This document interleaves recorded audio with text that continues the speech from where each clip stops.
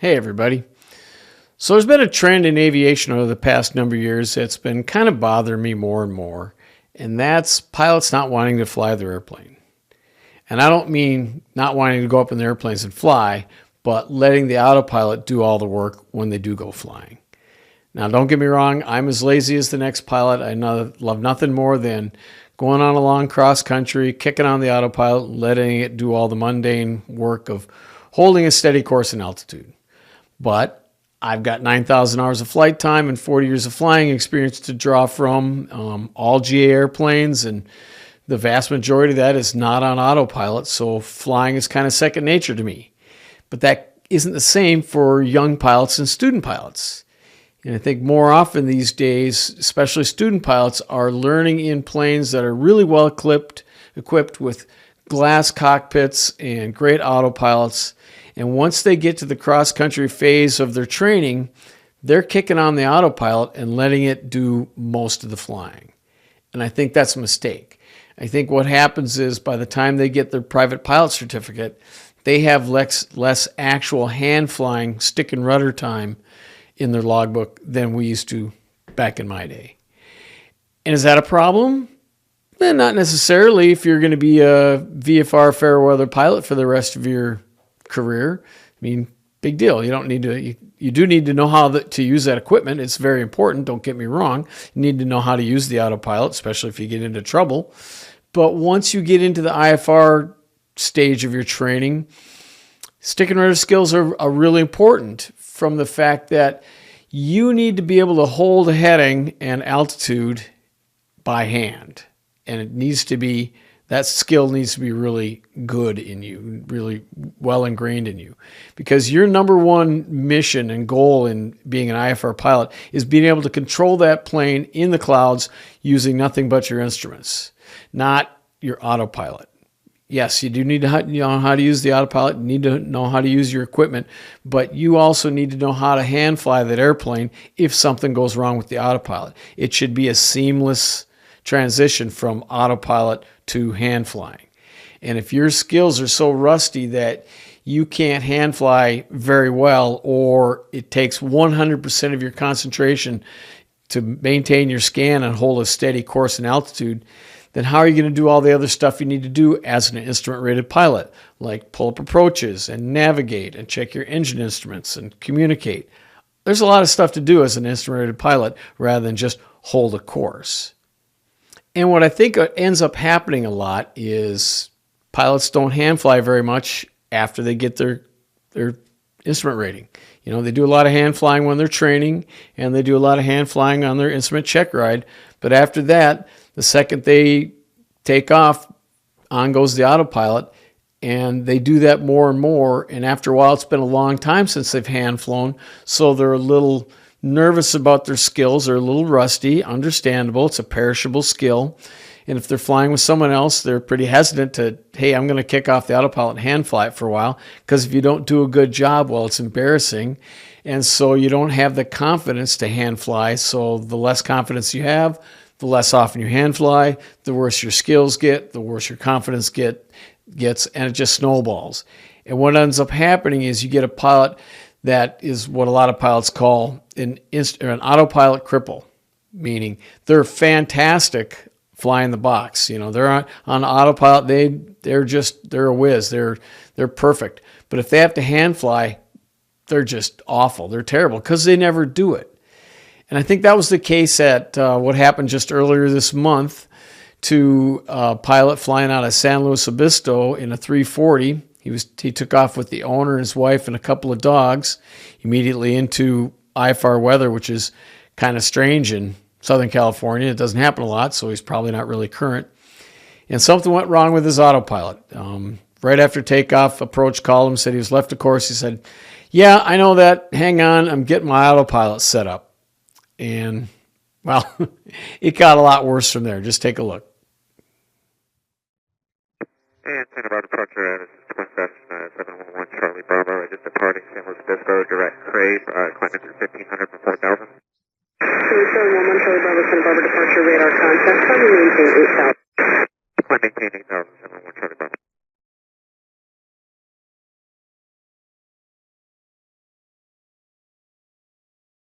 November 1 Charlie Bravo, verify you're on the Creek 3 departure. I should be going well left of course.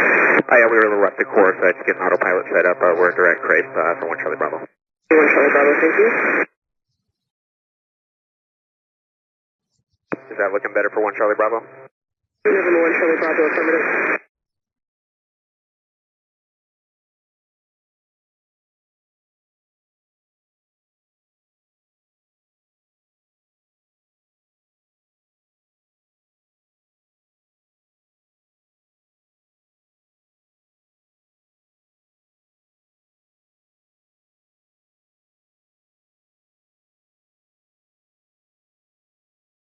November 1 Charlie Bravo, right turn. Turn right immediately, heading 360. We're going to 360 right now for 1 Charlie Bravo. 1 Charlie Bravo, I recommend disabling the autopilot and flying aircraft yourself.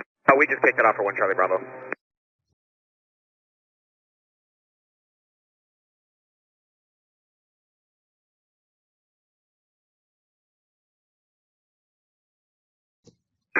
Low altitude alert, November 1 Charlie Bravo, altitude takes 2,300 to India, and your area is 2,700, same attention.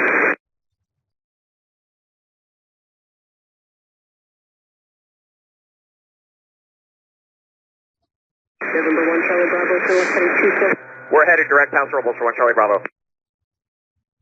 So I'm just going to... November 1 Charlie Bravo, say again. We're just having a little issue with the autopilot, but I just turned it off. 1 Charlie Bravo, roger. I'm going to leave you on that 270 heading while you climb and just make sure the aircraft is stabilized before I put you back in the flight plan. Roger that for 1 Charlie Bravo. November 1 Charlie Bravo, fly heading 270 immediately. Cleared for terrain. 1 Charlie Bravo is going to head back to slow. Is that okay with you? November 1 Charlie Bravo, fly heading 180 immediately. Climbing. All right, 180 for 1 Charlie Bravo. November 711 Charlie Bravo, are you able to maintain VFR and able to cancel your IFR flight plan? You're well below the NVA. Okay, we will have slow inside. I'm under the cloud bank for 1 Charlie Bravo. 1 Charlie Bravo, low altitude alert, altitude indicates 1,700 to NVA, and your area is 4,000. Roger that, 17,000, and just give us 1 minute. We're climbing up for 1 Charlie Bravo. So 1 Charlie Bravo, maintain that present heading. We'll show you climbing up 2,700. Continue your climb and maintain 4,000, please. November 1 Charlie Bravo, continue present heading, climb and maintain 4,000. All right, we're climbing for 4,000 for 1 Charlie Bravo. November 1 Charlie Bravo, we're going to declare an emergency for you since you're able to maintain altitude and heading very well. St. Louis did also advise runway 11 is available. I can bring you in on an ILS or RNAV approach, or even runway 29er for the GPS. Just advise you. Is that for 711 Charlie Bravo? November 1 Charlie Bravo, San Luis runway 11 is available if you'd like to do the ILS or the RNAV, or I can bring you in for runway 29er for the RNAV. We are declaring an emergency for you at this time. Stay in touch. November 711 Charlie Bravo, Santa Barbara approach radio check. We got you. Loud and clear, 711 Charlie Bravo. Charlie Bravo, roger, and advise when you have your intentions, please. Roger that. I'm going to get set up here on the GPS and get this loaded up, and then we'll take the RNAV 29 into slow. November 1 Charlie Bravo, roger. November 1 Charlie Bravo, I'd like to recommend RNAV runway 11 since you're already set up. That's going to give you less time in the air and we'll get you back safe on the ground sooner. Are you able to accept RNAV runway 11? RNAV 11, yes, we will. Yeah, if you could just give us some vectors, that would be terrific for 1 Charlie Bravo. November 1 Charlie Bravo, roger. Turn right, heading 290. 290, 1 Charlie Bravo.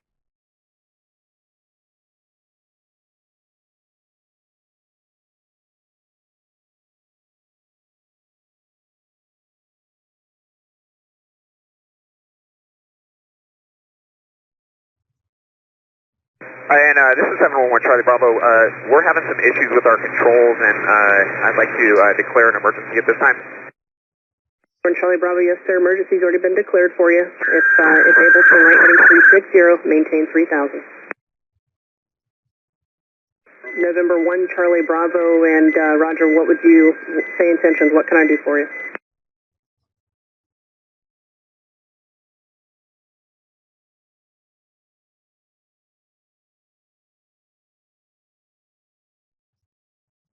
Charlie Bravo. November Charlie Bravo, I have you loud and clear. When your wings are level and turn left heading 070, I'm going to give you vectors direct to the San Luis Obispo Airport. Okay, I'm going to need to climb it a bit, but that's when we're having the problem. November Charlie Bravo, altitude your discretion. When able, fly heading 070. 070, 1 Charlie Bravo.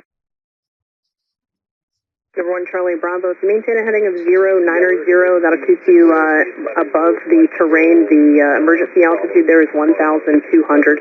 Roger that, okay. 1 Charlie Bravo, can you say your current altitude, please? 1400 for 1 Charlie Bravo. 1 Charlie Bravo, roger. If able, turn 20 degrees right. 20 degrees right, 1 Charlie Bravo. Number 1 Charlie Bravo, turn an additional 10 degrees right. 10 degrees right, 1 Charlie Bravo. Number 1 Charlie Bravo, are you in VFR conditions at this time? No, we are in IMC, ma'am. 1 Charlie Bravo, roger. Turn right, heading 06, or correction, turn right, heading 100. Alright, 100 for 1 Charlie Bravo. November 1 Charlie Bravo, I do have an alternate airport for you if that would work better. Oceano Airport is at 1 o'clock, about 6 miles. I do not have a current weather for them. I can check for you if you'd like to maybe go there instead. Oceano's not going to work for this plane, ma'am. November 1 Charlie Bravo, roger. November 1 Charlie Bravo, and you are entering an emergency altitude of 1,200 at your present altitude, 1,600. You should be safe there if you're able to maintain that. I'm unable to maintain that for 1 Charlie Bravo. 1 Charlie Bravo, I think I stepped on you there. Maintain that present altitude, that altitude if able. The emergency altitude in that area is 1,200. Roger, we can maintain that for 1 Charlie Bravo. Number 1 Charlie Bravo, roger. And the San Luis Obispo Airport is about 10 o'clock. I'd like to direct you north if you can accept that heading. Roger that. Where would you like me to go? November 1 Charlie Bravo, turn left heading 010, and then out of that turn, the San Luis Airport will be 12 o'clock, 5 miles. Okay, 010 for 1 Charlie Bravo. November 1 Charlie Bravo, and San Luis Obispo Airport is 12 o'clock, 3 miles. Okay, 1 Charlie Bravo, the tower is looking for you. They don't have you in sight yet. They are reporting a scattered layer at 2,000 feet. okay, scattered 2,000 feet. Number 1 Charlie Bravo, San Luis Obispo Airport, 12 to 1 o'clock, 1 mile. 1 Charlie Bravo, roger. The emergency altitude in that area is 1,200.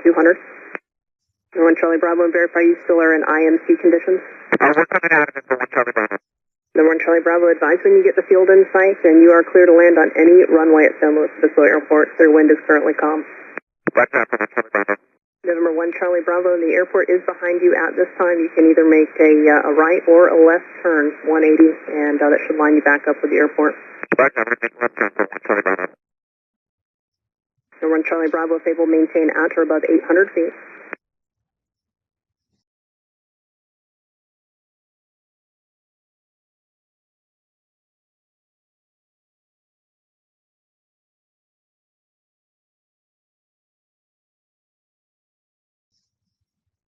November 1 Charlie Bravo, coming out of that turn, San Luis Obispo Airport, 11 o'clock, 1 mile. Okay, we're looking for 1 Charlie Bravo. Number 1 Charlie Bravo, you're clear to land any runway at your choice, San Luis Obispo Airport.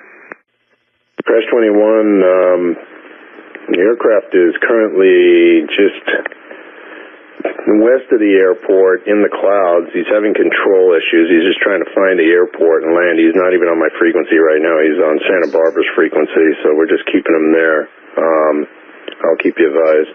I do not know how many persons or fuel he has on board. Number 1 Charlie Bravo, clear to land at San Luis Obispo Airport. Charlie Bravo, you said you're not seeing the airport? We're not seeing the airport for 1 Charlie Bravo. November 1 Charlie Bravo, if able, fly heading 110. We got it for 1 Charlie Bravo. And bring you back in for another attempt to climb and maintain 1,000 if able. 1 Charlie Bravo has the airport site. We're going to make a 316 land safe. Maneuver as necessary, you're still clear to land. Okay, we're still going to turn just so we can make a nice approach for 1 Charlie Bravo. 1 Charlie Bravo, that's approved. Remain this frequency. November 1 Charlie Bravo, the San Luis Tower does have eyes on you. And San Luis Tower, this is 711 Charlie Bravo. 711 Charlie Bravo, San Luis ground.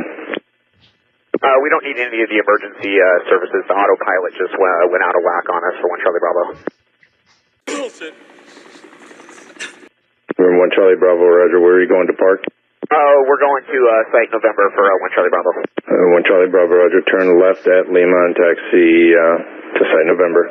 Okay, left at Lima and then November for 1 Charlie Bravo. What's up, guys?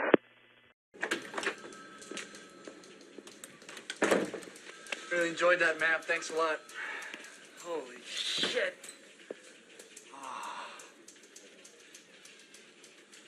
Maybe I could learn how to be a truck driver. Mav, you have the number of that truck driving school we saw on TV, Truckmaster, I think it is? I might need that. Wow, that was brutal. I mean, it sure looks to me like a guy that was planning on doing nothing more than monitoring the autopilot for that whole flight. And as soon as he had to hand fly it, you could tell he hadn't done that in a really long time. Now, it probably doesn't help that he's based in Southern California where it's sunny most of the time. I mean, they literally write songs about that. So it's probably pretty tough to stay current on your hand flying in instrument conditions there. I mean, what do you do if you fly in predominantly nice weather? I mean, it's not like you can throw the hood on a nice day when you've got passengers in the back, even if you've got another pilot with you. That's not cool. So I guess if that's the case, you need to keep your skills sharp, so probably time to hit the simulator. And you don't need to go someplace and spend a lot of money, and you don't even need to give yourself a big setup at home. You don't need a yoke, you don't need a power quadrant, you especially don't need rudder pedals for instrument work. All you need are Microsoft Flight Simulator or X-Plane and a gaming joystick. That's what I use. I've been doing that for 35 or so years. Back when I started when I was borrowing my buddy's Commodore Amiga computer and shooting approaches on the very first version of Microsoft Flight Simulator when I was getting ready to do some of my first solo transatlantic flights. It worked great, and I still use it. I've got a later version of software right now, and the Amiga is long gone, but I still just use a gaming joystick. It works fantastic for working on your scan and instrument procedures. I mean, just having that ability to practice immediately at your desk is invaluable. So basically what I'm trying to say is keep your skills up. If you're going to be an instrument-rated pilot, you need to practice. You need to be able to hand fly that plane at any stage of the flight. And for a lot of pilots out there, turn that autopilot off once in a while and hand fly it. Because remember, when you were growing up, you had dreams of being a pilot, not a systems monitor. So grab the yoke once in a while. All right, well, thanks for watching again. And as always, keep your speed up.